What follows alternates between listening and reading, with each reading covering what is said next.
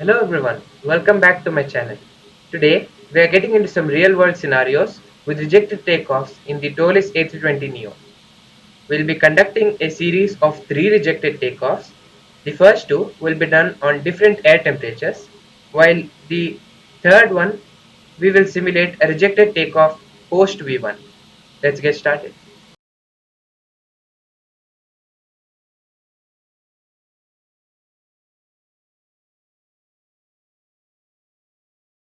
Okay, so this is what I'm set up with. We have 7.1 tons of fuel. We are in the takeoff configuration. ECAM no blue. We are good to go. And the zero fuel weight is 63 tons when the max zero fuel weight is 64.3 tons. So we are a bit heavy right now, and we have 5 knots of wind at 118 degrees. So, so we are dealing with a 5 knot crosswind, and we will be rejecting our takeoff due to an engine failure. So the outside air temperature is around 4 degrees Celsius. So we'll be needing our anti-ice. What this does is it blows hot air on the wing surface and on the engine cowling. That is this surface right here, which prevents any ice to form on the engine. But what this does is actually it takes up some bleed air and converts it into hot air, which in turn reduces the performance. We will be doing a flex takeoff at flex 73. The flex to temp is 73. Now let's set up our failures. So we'll go to the fault scenarios, add new fault, select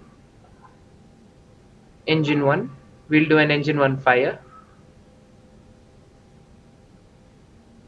at indicated airspeed. Our V1 is 151, so we'll do a high speed rejected takeoff at 140 or 145. So at 145 knots, we'll have an engine 1 fire, and then we'll reject takeoff, full reverse thrust, auto brake is max. Our spoilers will arm as soon as we bring the thrust levers back to idle, and then we will monitor our brake temperatures and let's see what happens. Okay, so let us begin our takeoff roll. So ECAM no blue, we're good to go. Parking brakes off, half side stick down, 50% N1.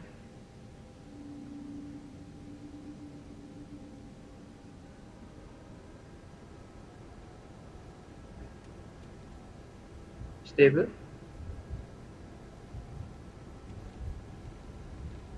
Flex. Man flex 73, SRS runway, auto thrust blue.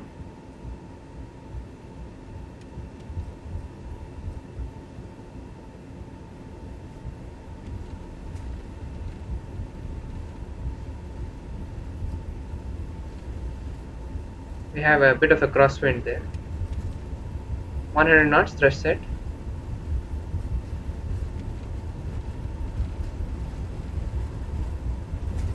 Engine fire rejecting. Put in that rudder. Maintain center line. Spoilers. Reverse green. Diesel.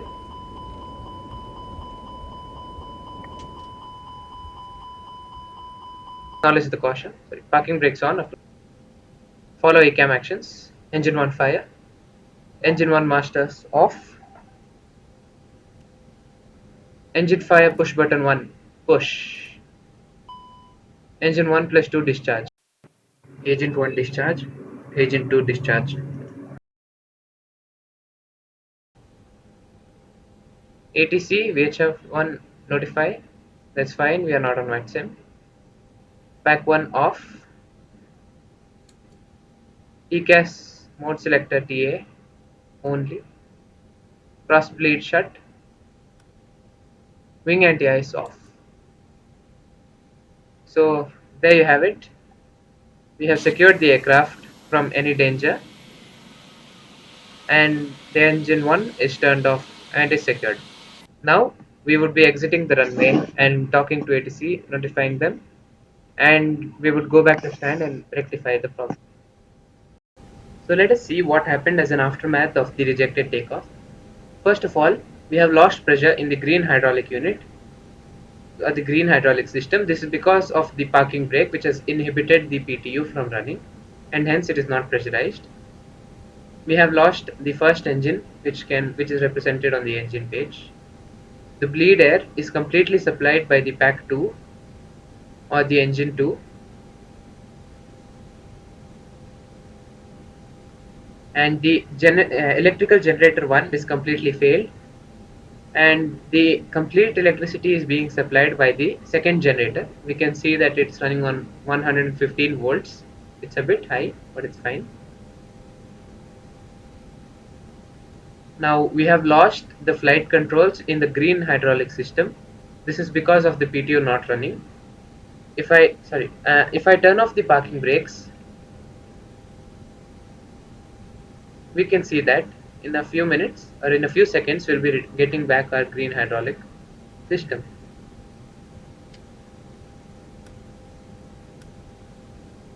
We can see that all the flight controls are working and nothing is being inhibited. But as soon as I turn the parking brake back on, we can see we lose some of the systems. Now, this is the interesting part. Now, Toliss simulates very realistic brake temperatures according to what I have seen, and we can see that the temperatures are 780 to 790 degrees Celsius. Now, this is very high, and we have lost the anti-skid, which is fine. So, let us turn on the brake fan. Now, some airplanes are not equipped with the brake fan, but the others are. What the brake fan does is it blows cold air onto the brakes, which cools it down. But what it actually also does is it blows the cold air onto the sensors, which actually causes a lower reading than realistic values.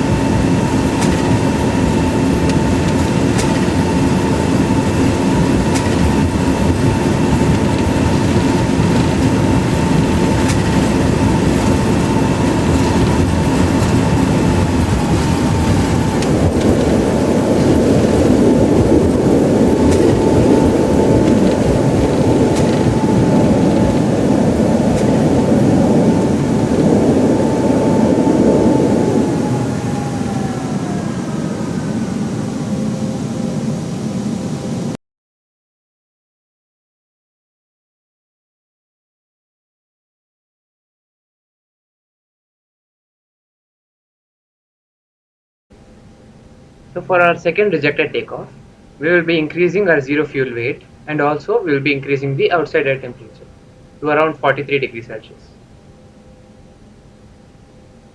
So as you can see, the air temperature is around 43 degrees Celsius.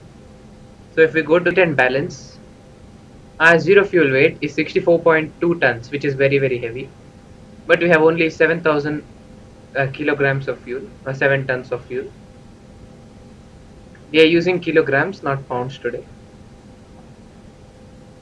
So if we do our takeoff calculations,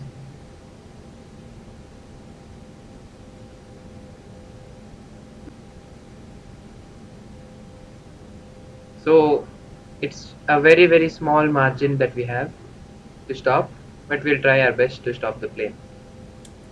We don't need the anti-ice.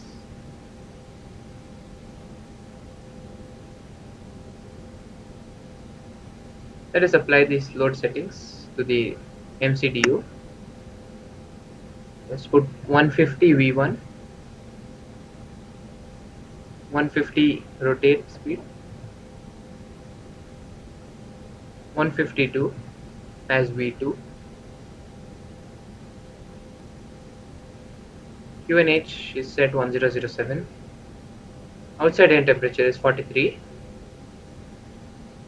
If we go to the perf page,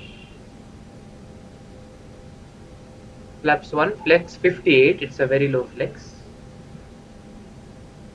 The flex to temp is 58, up 1.5. So the pitch trim is up 1.5. So let's set the pitch trim to 1.5. Takeoff config. Takeoff config normal. ECAM no blue. So let's start with the second ejected takeoff. Okay. So I've made a little bit changes in the weight. We have made the fuel 9.7 tons and the gross weight is around 74 tons. The max gross weight is around 77 tons for the A320. Anyways, the V1 is 154, VR is 155 and the V2 is 157. So let's go ahead and start the takeoff. So first of all, let us set up our failure. Fault scenarios. Let's delete this, add new fault. Let's go with an engine 2 fire. And at a very high speed, we'll do it at around 150 knots.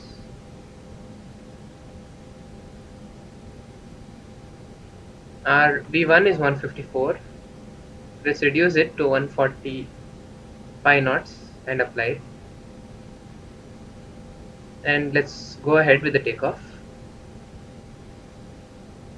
Now, because of the external air temperature, I expect the brakes to go smoking hot. Let's see what happens. Let us begin our takeoff roll. Let's turn off parking brakes. Half side stick down. 50% N1.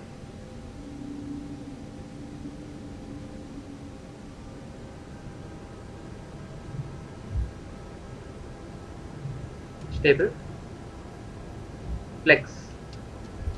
Man flex 58, SRS runway auto thrust blue.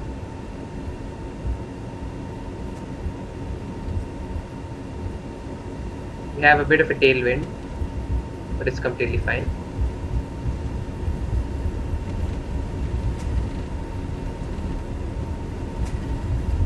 You see the plane is very slow right now. 100 knots thrust set.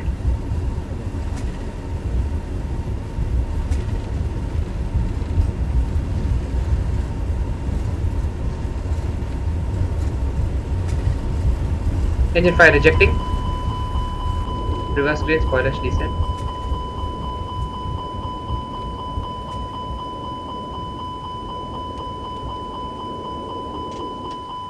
Acknowledge the caution. Engine 2 fire. Parking brake set.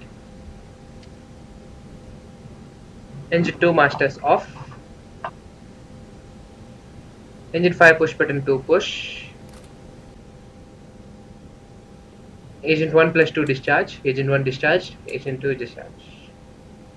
We do not need to confirm it with the FO because we are on the ground right now. Engine master 1 off, but I won't do that right now. It's fine. ATC notify. We are not on VATSIM, so that's not required. And the plane is suggesting an evacuation, but I'm not going to do that right now. is not required. So TCAS mode select to TA only. Cross bleed is shut. Engine hydraulic 2 pump low pressure. Oh, it's a low pressure, so it is completely fine. Yellow hydraulic 2 pump off. Avoid icing conditions. Okay,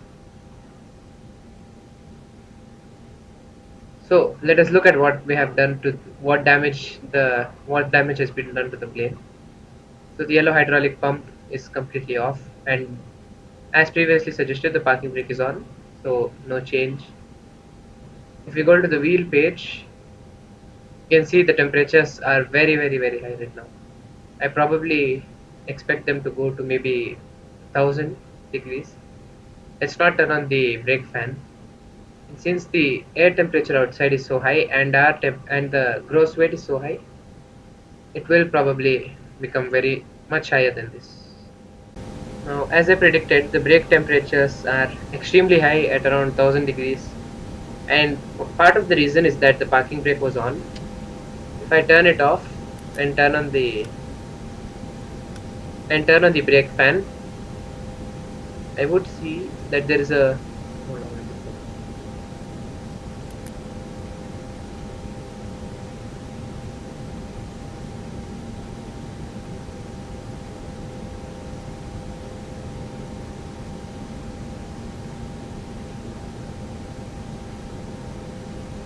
We can look at the brake temperatures, they're going down by quite a lot, and if we wait for a few minutes, probably even hours, then it might come back to normal. So let's go ahead with our third rejected takeoff.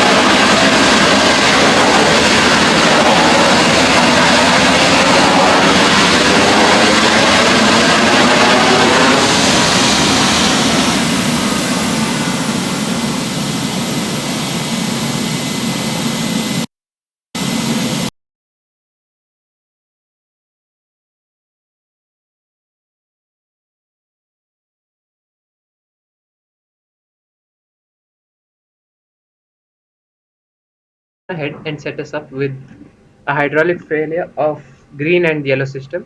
Now we would not be performing a rejected takeoff in this in real life, but we will be doing it today. And this is at 146 knots. Let's do even 151. We will not be continuing the takeoff. We will be rejecting after V1 to see what are the dangers that might occur after V1 and why stopping after V1 is very dangerous. Parking brakes off, half side stick down,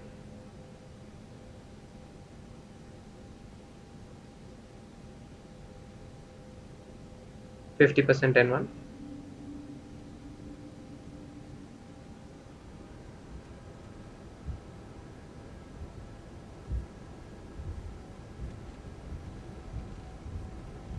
stable,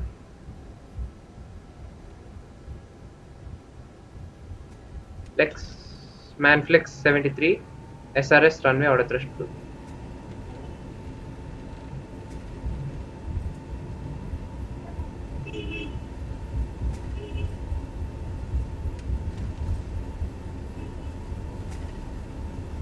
(100 knots thrust set, releasing back pressure).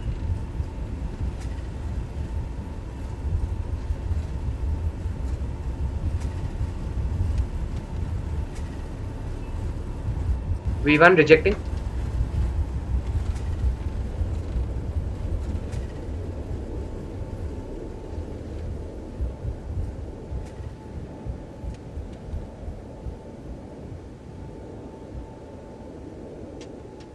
For the previous ejected takeoff, we had done it in London Gatwick, which has a runway length of around 11,000 feet.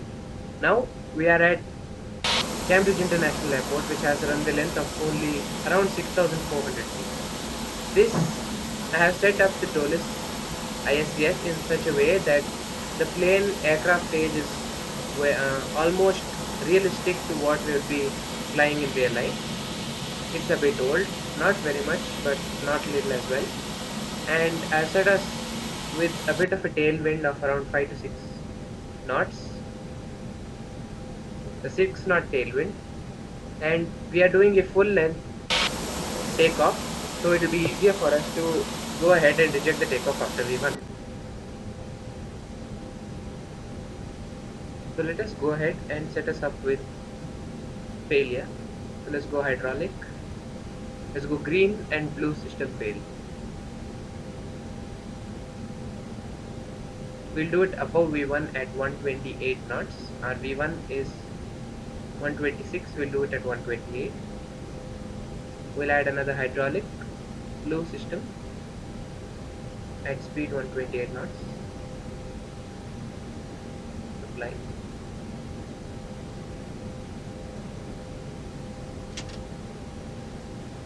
Let's go ahead with the takeoff.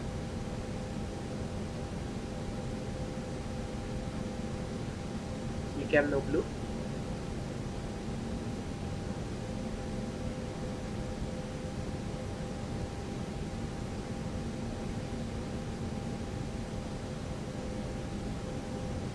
Let's go ahead with the takeoff. Releasing the parking brake. Half side stick down. 50% N1.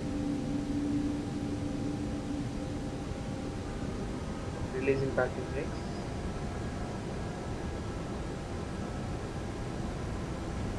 Releasing the brakes.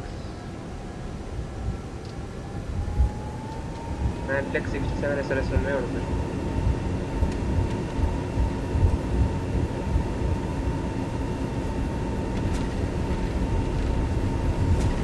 okay, they're almost full side stick back to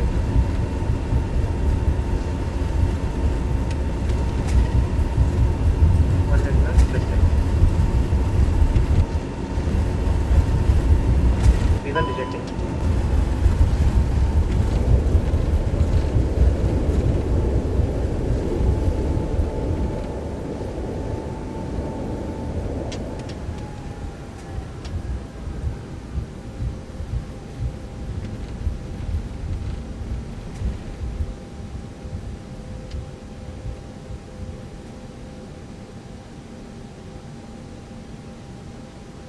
So as we all just saw, we just barely managed to stop the plane on the runway. And in real life, considering the different weight and balance scenarios and the aircraft age, the amount of the percentage by which the engine is derated due to its age, and other weather information, we might have not actually stopped on the runway, and why it's a good idea to not reject the takeoff after.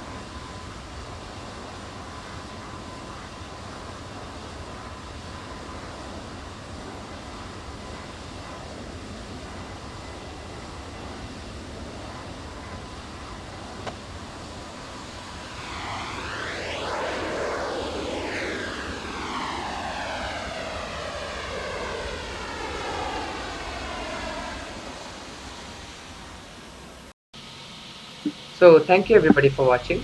Today we just did the rejected takeoff, but tomorrow we will be doing failures after the plane is in the air. Let's see what happens when an engine or both the engines fail. Yeah, thank you for watching. Goodbye.